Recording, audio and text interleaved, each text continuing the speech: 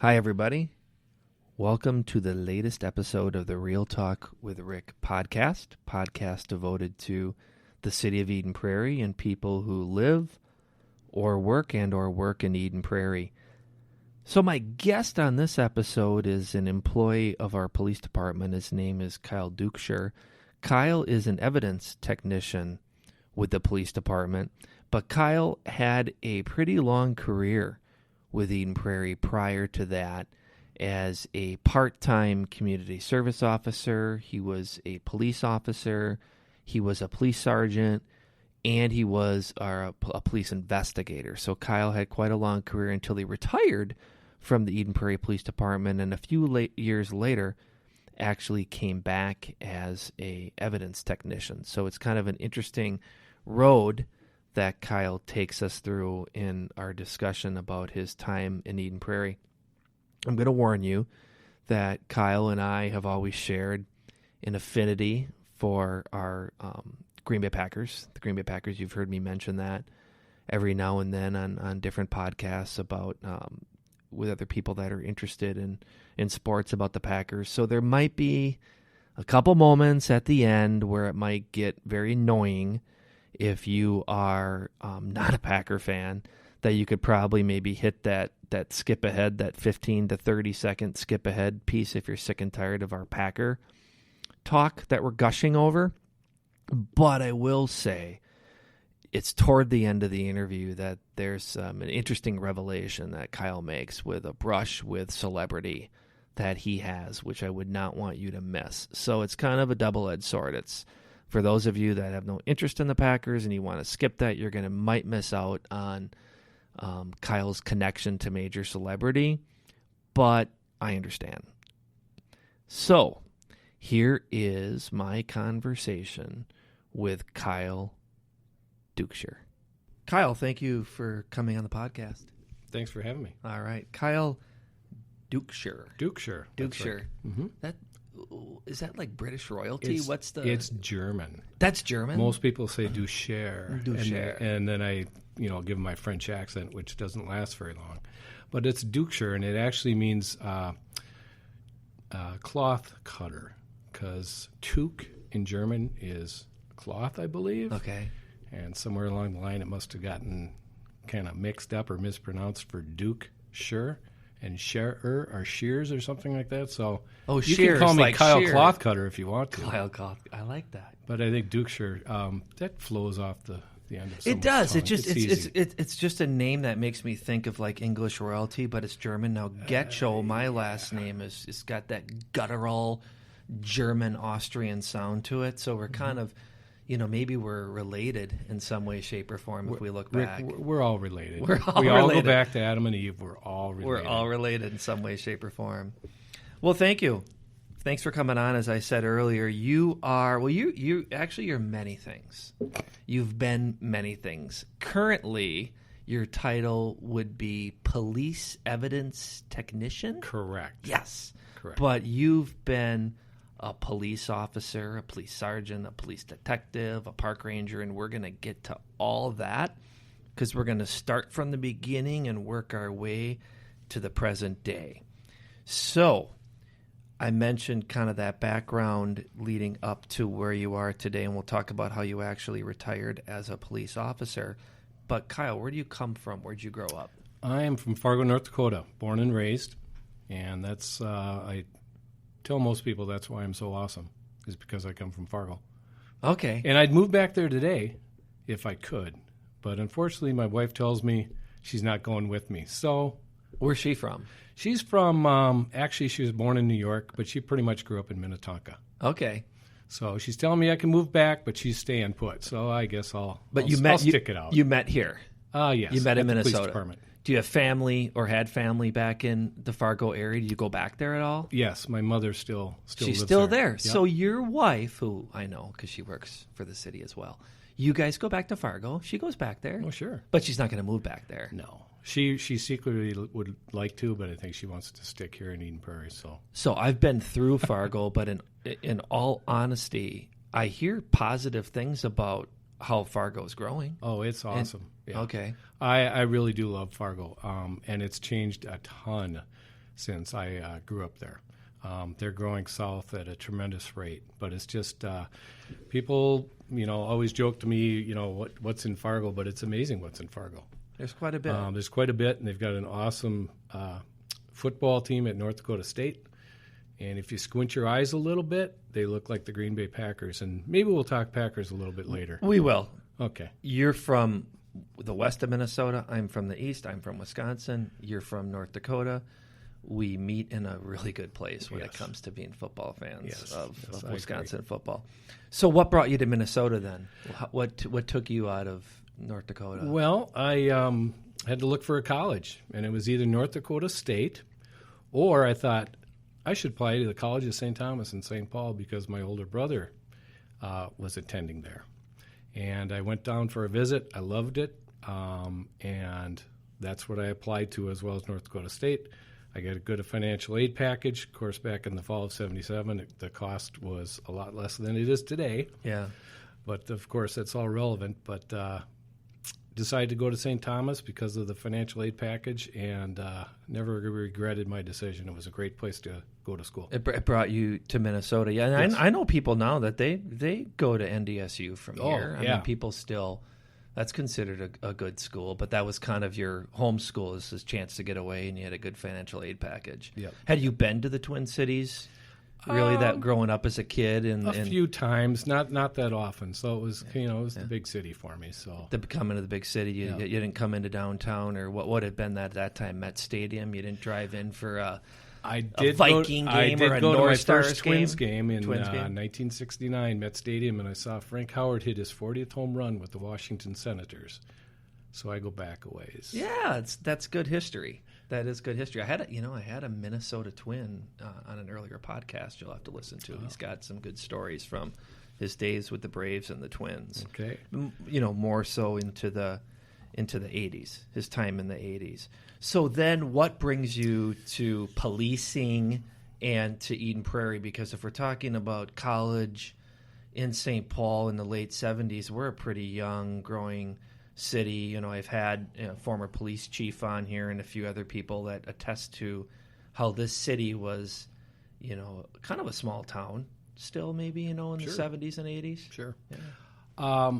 Well, I during college, I was searching for a major, and I started out in the CPA accounting branch because I had this idea of going into the Federal Bureau of Investigation. Okay. However, after I chose my major of accounting, I found out that I did not meet their eye restrictions nor a couple other things, and I knew I wasn't going to have a chance at this FBI gig. And so, the reason real quick, so how accounting, FBI, you have to explain that. Yeah, I back up a little bit here. I knew you'd get there. I just had to throw When I looked into the FBI, back then they were very particular about who they accepted as agents. You had to either be majoring in Russian. Which, by the way, now they don't care, huh? No. They'll take anybody. Well, right now it's kind of like anybody. A 4-year degree. Yeah, I'm just kidding. Yeah, But back then they cared. It was chemistry, Russian, or CPA accounting. And I'm like, okay. Really? Yeah, I'm not a chemist. I'm not going to learn Russian. I'll do accounting. To get into the FBI. Right, back then. This is 1970, 78, 79. Not 1952. No, okay. No. All right. And but I didn't meet their eye restrictions, and there was something else that I lacked. And I thought, well, I really don't want to be an accountant. So I opened up the book and found out that St. Thomas had a criminal justice program, which I didn't realize. So my junior year, I switched to double major in criminal justice and business administration, not having a clue what I was going to do with either one of them. And to make a long story short, after I graduated, I went back to Fargo for the summer and then moved down to the Twin Cities for good, basically the fall of 1982, and looked for a job. And back when you actually found a job advertised in the Star Tribune, the classified listings, yes, right.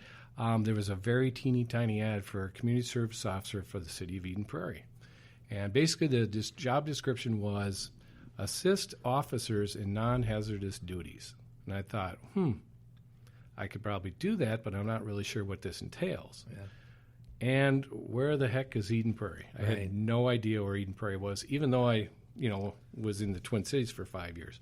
So I answered this ad. I ended up at the Central Fire Station, which sits over, I guess, where the water plant is now. Yeah. And I walked in, and there were about 300 people in this room, and they're all crammed in there for this test. And Jim Clark sat up front in his white sergeant uniform, and I was very impressed by Jim Clark. And I thought, this is interesting. I took this test, and they called me for an interview. And then the ball just kept rolling. I remember my interview up in the old police department, which was basically upstairs in the water treatment facility. And the big question I remember from my interview, what brings you joy? Oh, sure. That's a good question. Yeah. That's a good question. Yeah. And butterscotch malts. That was my answer. That was your answer? Yeah. Has that changed at all? No, because when I interviewed for the evidence technician position, back in... The question was still on the list. Oh, yeah. Well, I brought it back to the list. This was March of 2016, and Pauline Sager, who works for the police department, she was my supervisor as a CSO when I started way back when. And she was on my original board. Well, guess what? She was on my interview board for the evidence technician position. And I'm pretty sure Pauline said, hey, I got a question to ask. And I said, what's that? And she said, what brings you joy? That's awesome. And I said, it hasn't changed. Butterscotch malts, Pauline. So anyway, that's kind of a story of kind of full circle on the interview, I guess. Absolutely. 32 years between interviews? Would you say 82 to 2014? Yeah. So the butterscotch malt question gets you the job here. Yeah. I pretty much. Yeah, absolutely. All the other stuff was all, everything else. If we're going to talk desserts, cake, desserts. Malts. But I mean, everything else is kind of a build up. Yeah. It's all superfluous. So then you that's a part-time CSO That job. was, so I what got happens? hired as a part-time CSO. What'd you do? 20 hours a week. What'd you do? I was a gopher. Okay. But I guess a department gopher. And I did important stuff. I did a lot of running to BCA, crime lab, running cars in for service, things like that. But I also they sent me to emergency med tech school. And I had no idea what that was. I kind of went into this whole profession a little bit naive. I had no idea I'd be wearing a uniform. I didn't know what an EMT was. So I was just kind of thrown into it. Sure. And I had no real desire to become a police officer, but as I spent some time here, and then I would, after my shifts, I would ride with other officers. And I found out, you know what, I think I could do this job. I don't think I'd want to do it in Minneapolis or St. Paul or a bigger department. Sure. But I think I felt like I fit in here.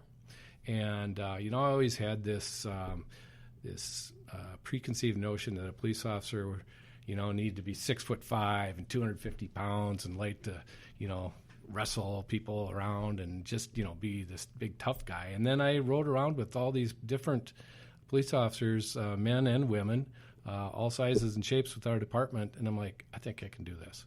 And so then as I went through my CSO years, that was about 2.5 years, I decided, well, I'm not going to be a CSO for life, so if I'm going to do this police thing, I'm going to have to attend skills. So I decided to do that while I was working as a CSO, and completed that and got promoted to the patrol ranks. Yeah. It's interesting because, I don't sense when you say that I kind of came about over time, or we even talked about, majoring in accounting to get into the FBI, and how you got to where you are wasn't like this set path at a certain age. That I think we've got, 70 police officers, and I'm sure there are many of them who said, when I was 16 years old, that's when I knew I wanted to be a cop. That's what I focused all my schooling on. It was my goal, and it's what I wanted to do, and they're great cops for our department. But I think we also have a lot of people like you and need people like you. I'm that way as a city manager. I had no idea what a city manager was while I was in graduate school to be a city manager. So, I think those kind of people that have different backgrounds and experiences that get them to where they are make good cops, right? Right. I agree. It was just kind of, this is interesting. Maybe I'll do something. I don't know what you're thinking when you're a part-time CSO. When's that next full-time job that might have nothing to do with being a cop? It could be in criminal justice. It could be in public safety, but so be it, right? Right.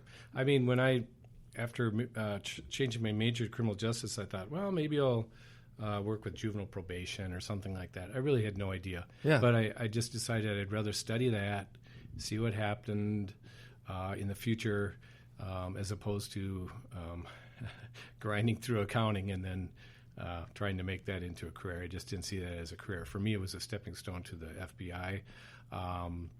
But like I said, I just fell into this job, and I was lucky enough, I think, to fall into it with the city of Eden Prairie. Mm-hmm. I don't know if it would have worked out as well anywhere else. I ended up spending 31 years here, and I've come back for a second swing at it. So I guess Eden Prairie's treated me okay. Yeah, we'll get back. We'll get to that, the second swing part, but we're still on the first swing. So in the first swing, you were in, but you said you were on the street. You were in patrol,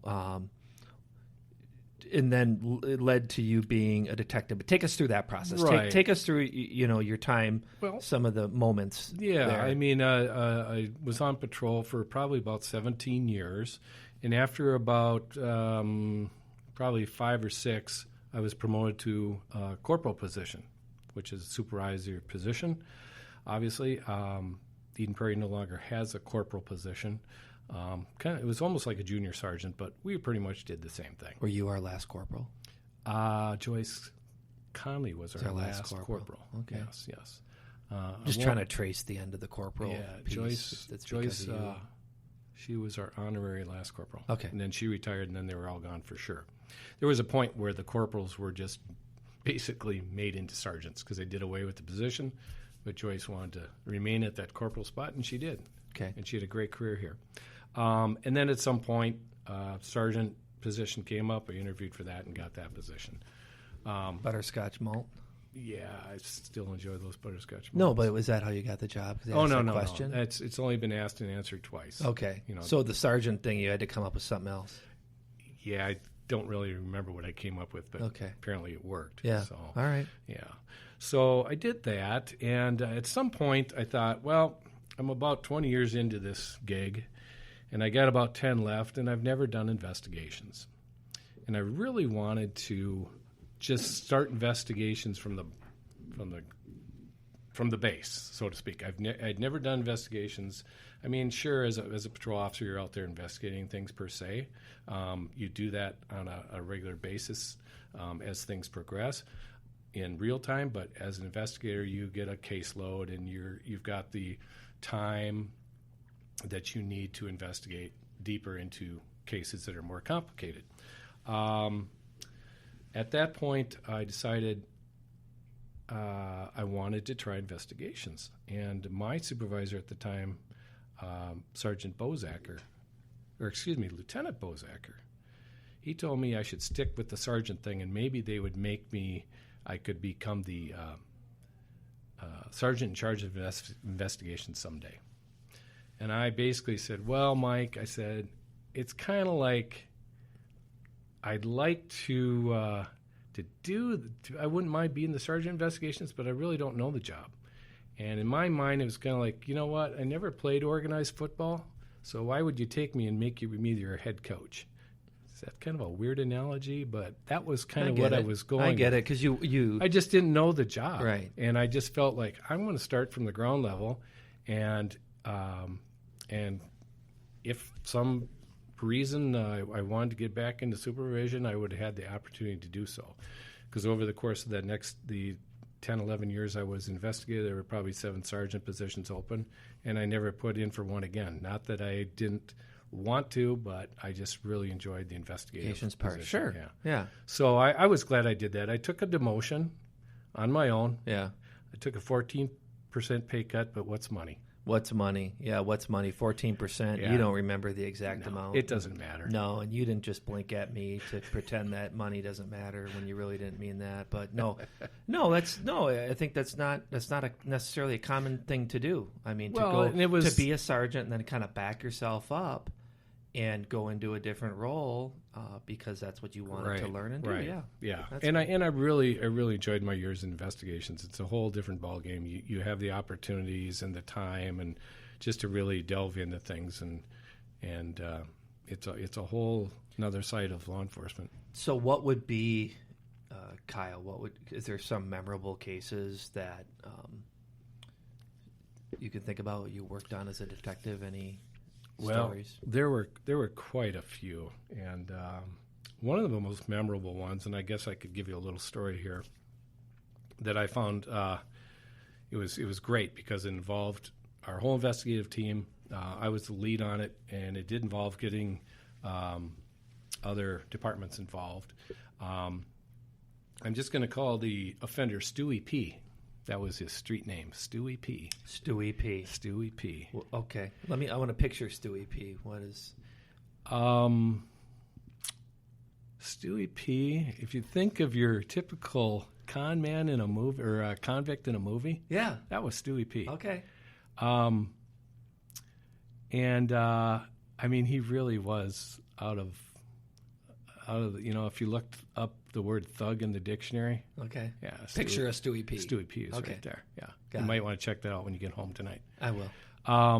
Stewie P had a history of burglary, stolen property, assault. He's one of these guys that apparently got hooked on meth or something, and so he decided to not go into law enforcement and do the opposite thing. And Stewie P, in the fall of 2011, he had just gotten out of Anoka County Jail. And he went back to work, his work being residential burglaries, daytime forced entry.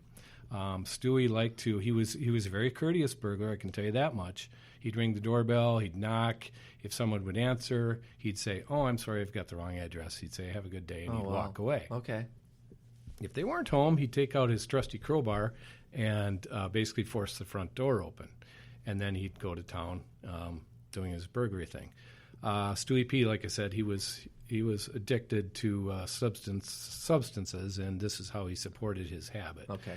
And I believe he told me at some point he had an $850 a day habit. So that's, I couldn't afford that myself. So you got to turn to crime, I think, to afford something like that. But nonetheless, the burglaries started mounting up in Edina and Eden Prairie, the residential burglaries, as well as a couple probably in Minnetonka and surrounding communities. Mm-hmm. Our crack crime analyst, Ryan Capon, he was already on to Stewie P. He was. Okay. Ryan Capon was letting us know and other agencies know that he thought this Stewie was the one that was doing these burglaries, but nobody could catch him doing it, and nobody really had anything on this guy. And so we were aware of Stewie, and in November of 2011, there was a burglary on Prairie Road. And it was my case. It had all the makings of Stewie, but, for all we knew, it could have been anybody, but it was kind of his modus operandi. But the MO is he's all alone. He's breaking into residential homes and just stealing money, jewelry, whatever he can get to then just turn into drugs. Yep. Okay. Right. All right. So the thing with the Prairie Road burglary is probably 2 weeks later, I recovered a very nice Nikon camera and zoom lens from a pawn shop. And it was stolen from the Prairie Road burglary. After I prodded the homeowner, if you have serial numbers, get them to me. He got them to me. I entered it into this pawn shop database and came up with a hit. So I collected those items. I eventually was able to talk to the man that pawned those items. He told me he got them from a guy at a party who wanted some drugs. So the guy gave him the camera and the zoom lens for some methamphetamine. Later proved to be Stewie P. Oh. Yeah. So I was so excited to get this property back to the homeowner because we don't often recover Stolen things. property like it that. just Yeah. usually you never It's see rare. it again.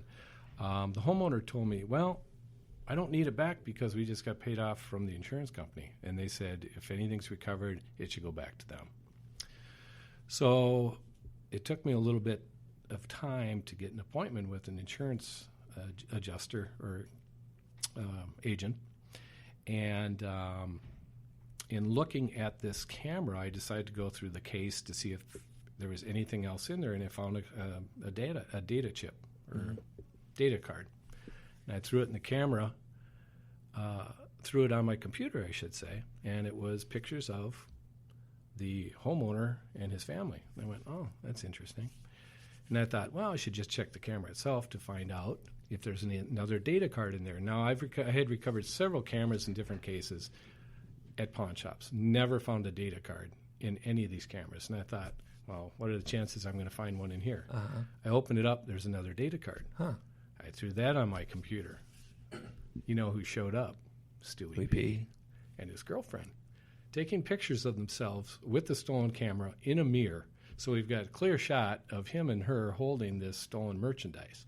And a bunch of other pictures were taken in the apartment. And lo and behold, items from the same burglary were showing up on the bed, on the dresser. In the photos. In the photos.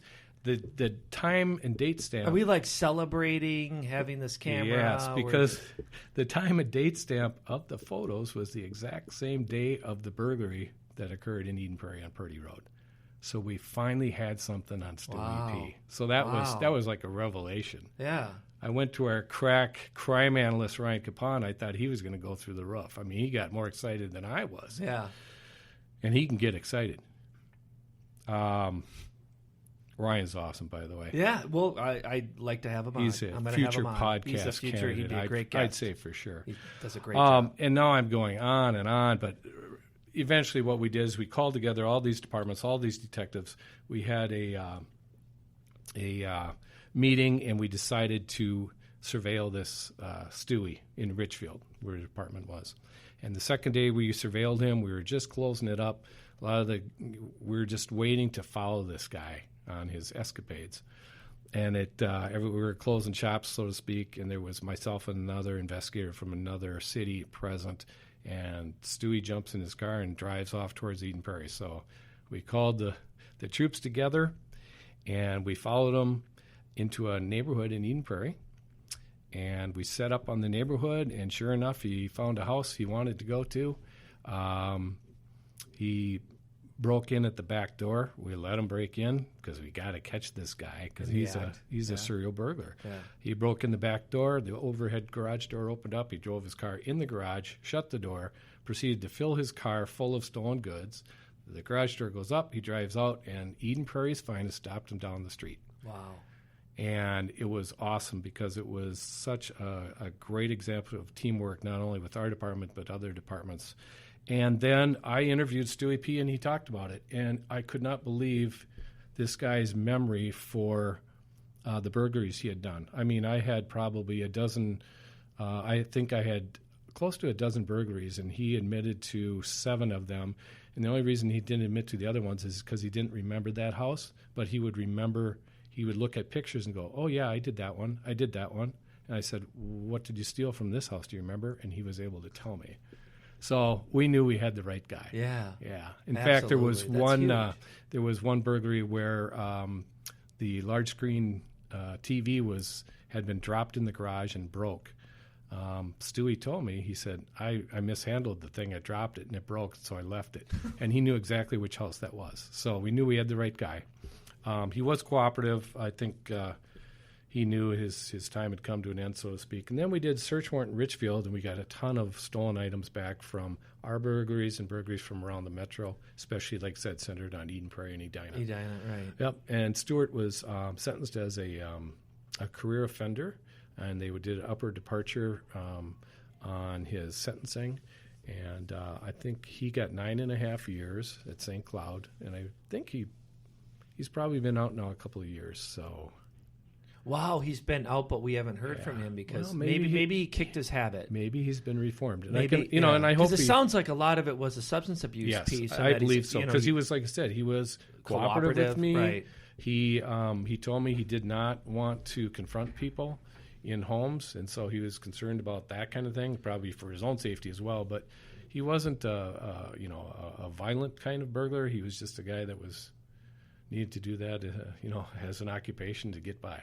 Right. And so myself, from being in different police briefing meetings or Ryan's meetings where we kind of talk about all the activity in the community. And a lot of times, crime doesn't know borders, right? So it is this person's doing this in these 3 or 4 cities. Right. And a lot of times there are burglary rings or just groups of people in different areas. And I'm always amazed at the amount of intel and information that police detectives, investigations that you can get. I mean, I know now technology is such that cameras are all over the place, yes. and everyone has phones, and people are stupid, and they say and do stupid stuff, and there's so much information. But I'm still, even with all that said, I'm amazed at how someone could, sneak into a house, not leave fingerprints, take a bunch of stuff, and we find them. Yeah. Many times. It's pretty neat. Yeah. Oh, the technology is amazing, especially the cameras that are out there. People don't realize, how often they're on camera nowadays. Their workplace, people have cameras at home, but every store you go into has got cameras. And parking lots and it's all over the place. It's amazing. I'm not sure, before the advent of video cameras, I'm not sure how they caught some of these people. And relying on witness descriptions, not very reliable. I mean, you can have 2 people see the same thing happen, and they'll give you completely different stories or different clothing descriptions and things like that. And there's nothing like sitting in on an interview with someone who did a crime, and you let them dig themselves a hole a little bit, and they tell you they weren't where they weren't at the scene of the crime, et cetera, and then you bring out the video stills, or you show them the videotape, and it kind of blows a hole in their story, and then they're more apt to talk and just come clean. And it's awesome. It's interesting, and this is, being a student of human behavior and psychology, I think it's fascinating what you said, though, about investigating, let's say, person-on-person issues where there isn't, it's all based on what someone said happened. And of course, you're a detective, and you were a detective. I mean, isn't it amazing that the experiences that 2 people can have, and they're completely different stories, and they may both be being truthful. Right, it could be. I mean, or how you've got to differentiate. Yes, I mean, and that's what I think one of the most challenging parts of law enforcement is when you're basically relying on the he said, she said kind of things, especially like in a domestic assault. He's going to have one story, she's going to have another story. Domestic assault incidents can be very tricky. It's obviously easy when someone shows signs of being hurt or injured. We never like to see that.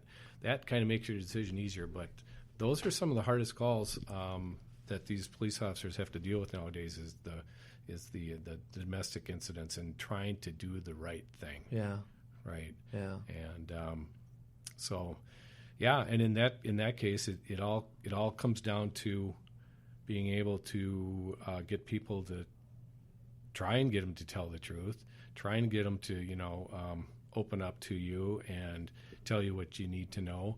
A lot of times they'll tell you a story that doesn't click, and you're able to refute some of their facts, and then you just got to work the angles, and eventually some people will just come clean and tell you the truth, and then there's others, the nuts you can't crack. Nuts you can't crack. Yeah. I think so many of us grew up on whatever movies or TV shows that we saw where someone's in an interview room and we're going to do good cop, bad cop, or I'm going to break you, or I'm going to get at you in some way where your whole facade story is going to fall apart, and that's not what it's really like all the time, is it, Kyle? No.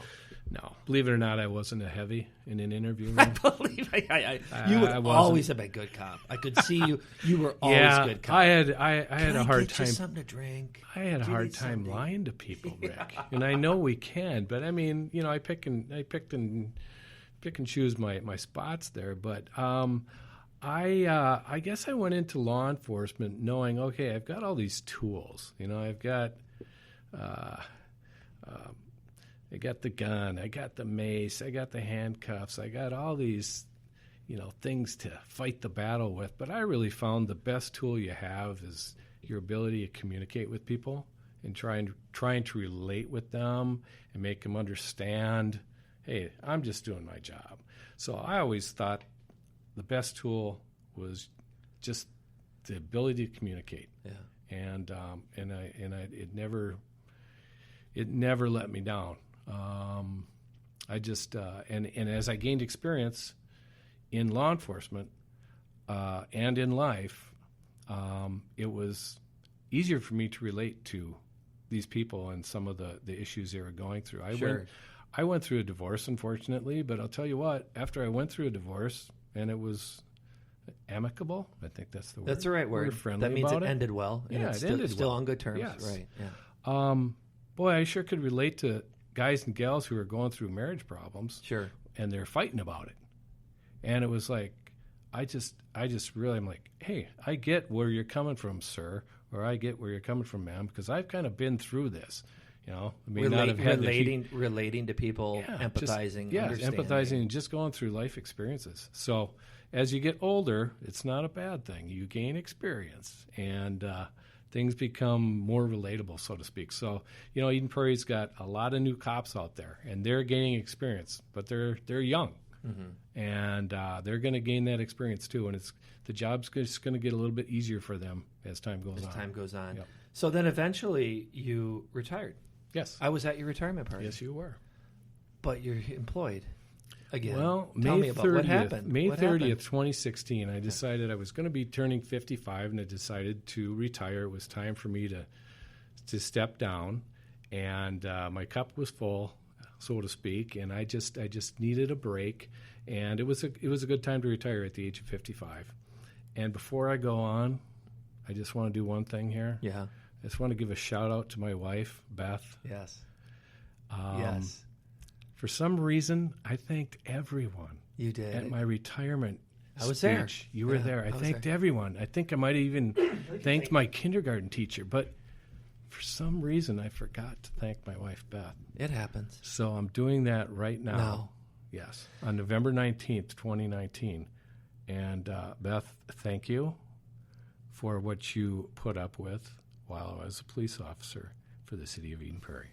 Is that good? That's perfect. Does that work? I think now all of your fellow employees can stop with the jokes. Yeah, it comes up at every retirement, every doesn't it? other retirement party since then. Somebody always says, I'm going to do what Kyle didn't do, and I'm going to thank my wife. It happened like last week. I know. So it's got to stop. Well, it's got to stop because you're good. Yeah, it's fine. well. She's got a really good sense of humor about it, by the way. She does. Yes. So do your fellow employees. So you didn't thank your wife. You retired. You're thanking her now. And then Why am I back? Yeah. Okay. Well, and we're happy to have you back. I'm glad to be back. I took the summer off, and I paid Cobra insurance for 3 months. Well, try paying Cobra insurance for 3 months. That's no fun. I realized I need a job so I can get some health benefits. You retired pretty young. Beth works in the 911 center in Eden Prairie, but she's part-time. So no health benefits. I don't know if you could work on that, but anyway, I digress. But I was not a person to sit at home and do nothing. I don't have enough hobbies or anything to keep me going. So I still had some dependent children at home, still needed to provide for health care, and I was not going to pay that Cobra tab for much more than 3 months. So I got a job over at the Eden Prairie High School in their security.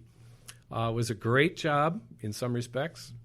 It was a job that was a little frustrating in other respects, but it paid the bills, and they had a health insurance. Did you were these like random hours? Were you working at night or still daytime? No. Mm-hmm. There was, I think they had, I was one of 11 security people at the high school. Great staff over there. I liked a lot of the kids I met. The security staff was awesome, but it really wasn't what I wanted to do for a second career. Mm-hmm. It like I said, it paid the bills, so to speak. And I was basically waiting for this evidence technician job to open up. And Julie Bergstrom, who had been with our police department in a variety of roles, mostly in records, I guess, over the years, but about the last 12 to 15 years, she was the evidence tech. Well, she decided to pull the plug in April of 2016, I guess, and I was still considered a part-time employee, so to speak. I was doing background for background investigations for officer candidates. So I kept my foot in the door that way, figuring, maybe I can get back into this evidence game. Well, were you still doing the security guard thing at the high school? Right. And that was full time? Right. I didn't know that. I didn't know you and it was basically... Julie's husband did that too, right? Yes, Jim Bergstrom, yes. And it was some people came in at 7 and left at 3. I came in at 9 and left at 5. So it was great. It was great. Okay. But I really But then this job, the full-time job, Julie's full-time job. And I didn't know. I figured I would like it because I'm kind of a detail organized type person. Mm-hmm. I didn't know how much that I would actually love it. And I can honestly say I love my job. That's awesome. And I liked my police job, but I love this one. Well, maybe it's because I'm not on call anymore and I don't work weekends, and it's just you did that right for a while. alley. It wasn't. Right. I mean, you were a cop and a detective for quite a while. Right. It wasn't like you did it for a little bit. Right. So what's like the typical day like now then? Oh, what is this? Is this like what I see on TV with with evidence, crime scene technician? It's not? Well, it's more exciting than that. Yes. Yeah.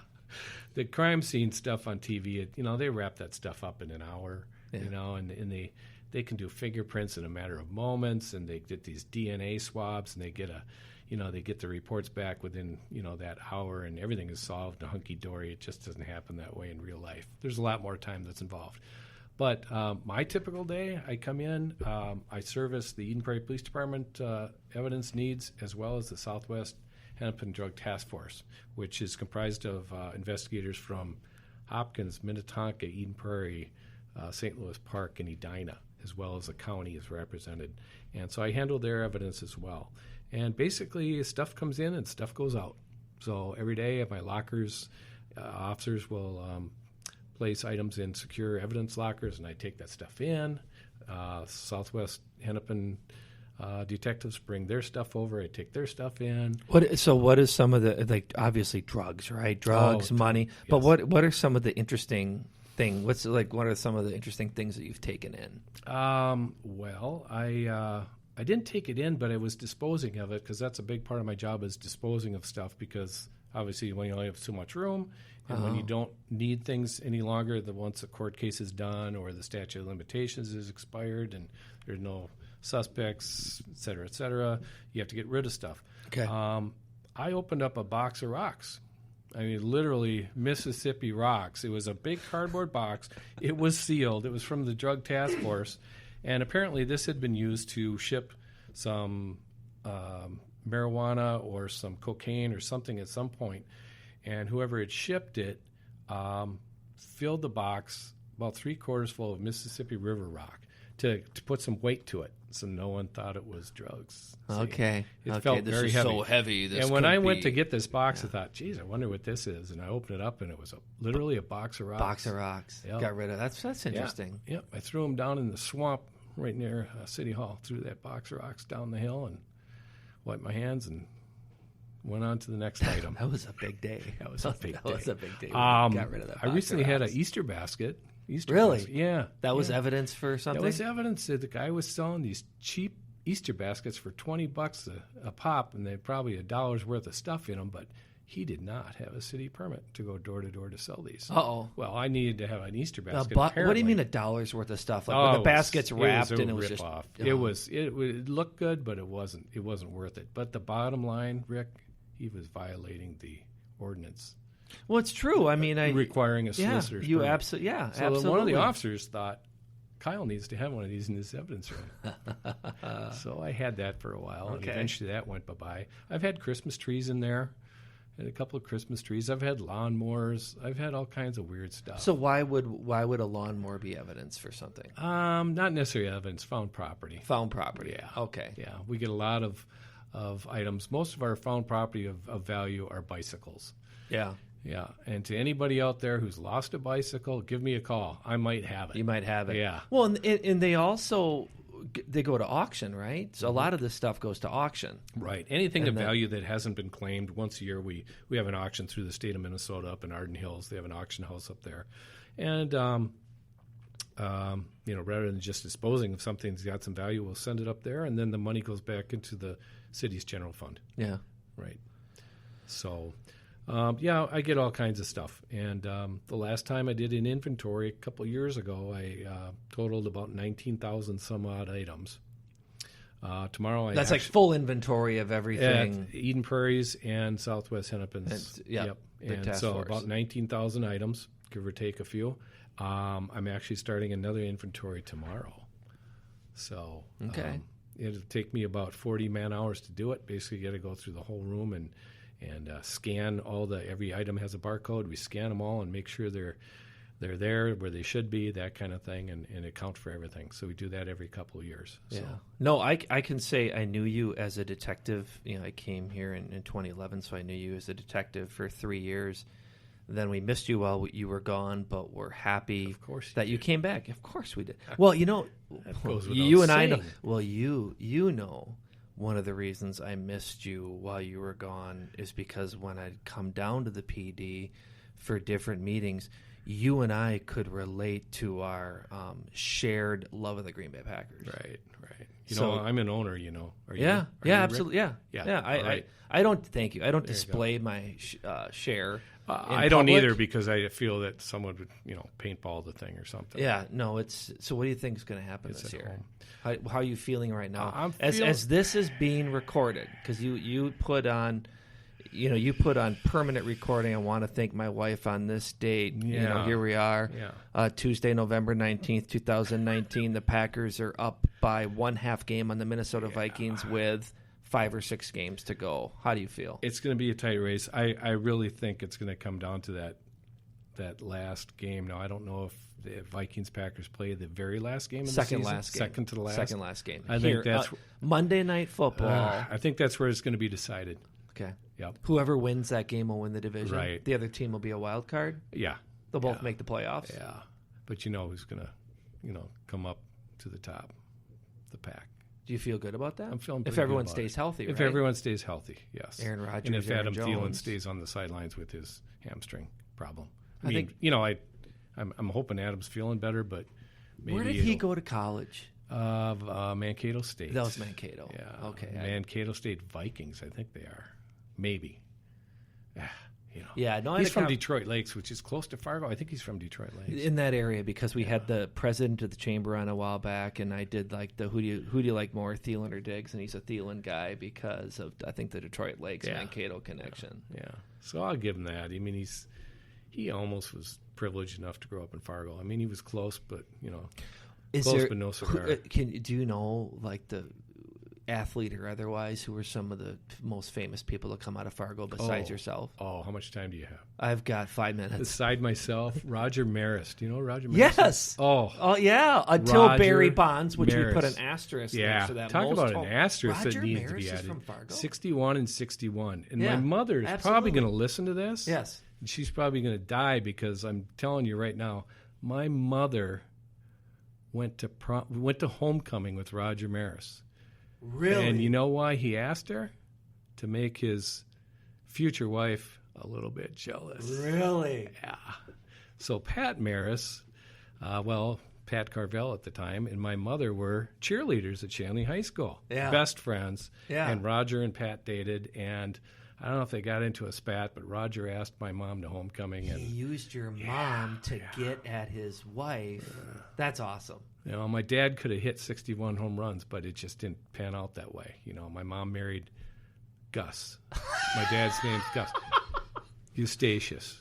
He was number 14 out of 15. They ran out of names. They called him Eustachius. Yeah, Gus. Anyway, I digress. But Roger Maris. But by the way, just so we can awesome. clear up, Gus as a dad was great. It didn't need to be Roger Maris. You're okay with that? I'm very okay with that. All right. Very okay with that. But good. He's probably the most famous athlete to come out of Fargo. I did not know that. Yes. Yeah. And he and his wife stayed friends with my mom and dad for, quite a few years until his unfortunate, early death from cancer. Yeah. And he did die pretty young. Yes. Yeah. Man. He died in 1985, I believe. So he wasn't maybe in his 50s or something. 50s, yeah. But they're still going strong in Fargo with the Roger Maris, cancer golf celebrity Okay.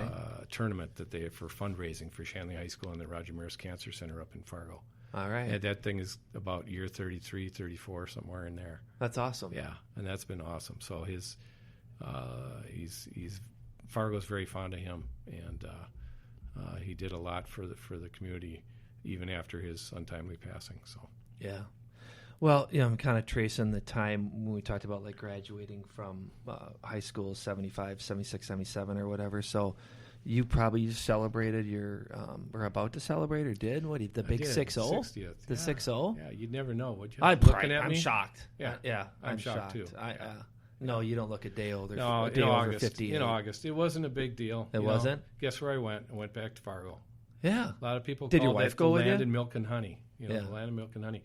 Yeah, she did. Good. Yeah, See? she did. Yeah. She's such a good sport. What do you want to do for your birthday? I want to go back to Fargo. It's just, you cross the bridge from Minnesota into North Dakota, and it's just like this calm comes over me. And I know I'm home. I mean, I've lived in the Twin Cities much longer than I've lived in Fargo, but it still, to this day, feels like home. How long of a drive is that? 240 miles. That's not that bad. No. So if you go 75 miles an hour and you don't stop, it's 3 hours and 40 minutes. But I would never advocate going 75 miles an hour because the speed limit is 70. Yeah. But somebody told me that. But would you think you'd get pulled over for 5 over? Well, you just never know. You never know. Those state troopers, they can, on any given day. Yeah. Yeah.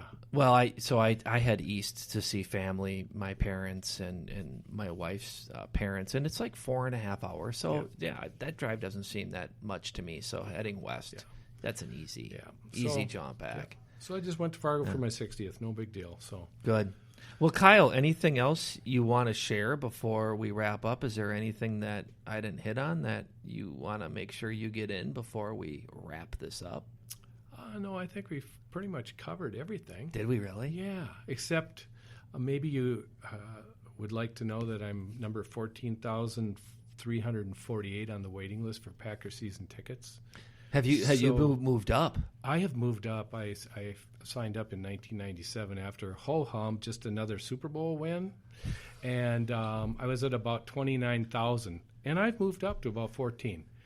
I only wished I would have signed up when I was like 10 years old. But, it's kind of fun. Every year they send me a postcard, and I'm slowly moving up. So if there's anybody out there that's on the waiting list ahead of me, just withdraw your name. You can pull Let out. me rise to the top before I pass from this earth. Yeah. I mean, I think so. The tickets that I have access to are my mother-in-law's dad's. So that, those tickets are the tickets that we use that go back, 50, 60 years. Yeah. People don't give up their tickets. No, Kyle. they don't. Not that much. That's why I'm still waiting.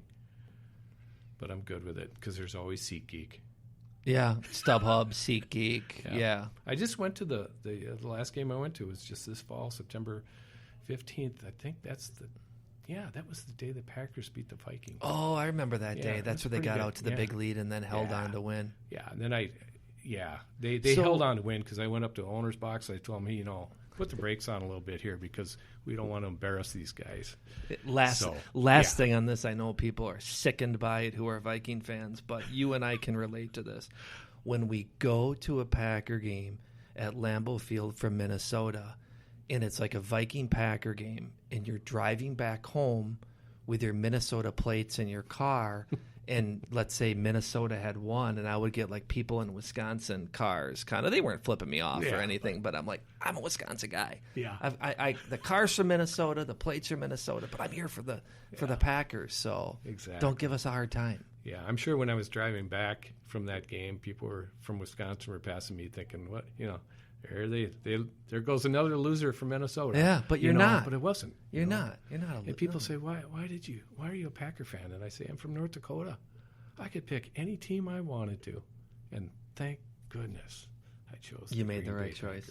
We like the Twins. We like the Wild. Right, exactly. Timberwolves. Gophers are good. Not really. Well, I know. Badgers, I suppose. Yeah. All right. Thanks, Kyle. You're welcome. Yep.